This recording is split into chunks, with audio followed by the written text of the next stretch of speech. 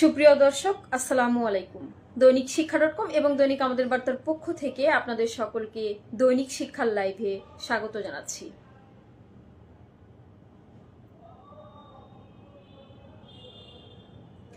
দর্শক, দেশের শিক্ষা বিষয়ক একমাত্র পূর্ণাঙ্গ ডিজিটাল পত্রিকা দৈনিক শিক্ষা.com এবং শিক্ষা বিষয়ক একমাত্র জাতীয় প্রিন্ট পত্রিকা দৈনিক আমাদের বার্তা, যেখানে শিক্ষার খবরগুলোই আপনারা সবার আগে নির্ভুলভাবে পেয়ে থাকেন।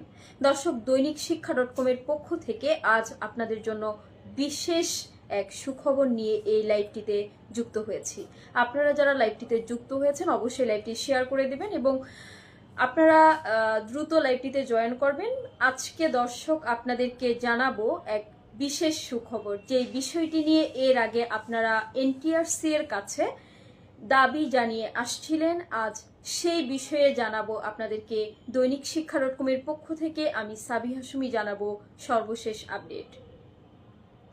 দর্শক, ইতিমধ্যে আমাদের সঙ্গে লাইভে অনেকেই যুক্ত হয়েছেন।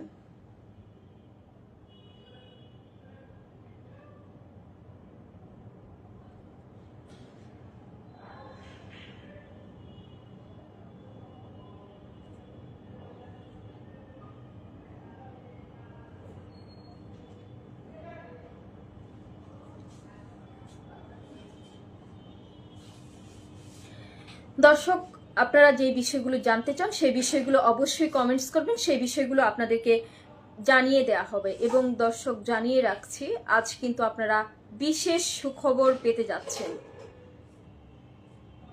অর্থাৎ এনটিআরসি এর শিক্ষক নিবন্ধনধারী যারা রয়েছেন তাদের জন্য কিন্তু এই লাইভটিতে রয়েছে বিশেষ চমক। আমাদের সঙ্গে রয়েছে গুলাব হুসাইন ভাইয়া। আপনি সুপারিশ নিয়ে আপনি জানতে চেয়েছেন, একজন জানতে চেয়েছেন 18তমদের বিষয়ে, অর্থাৎ 18তমদের নিয়োগের বিষয়টি নিয়ে।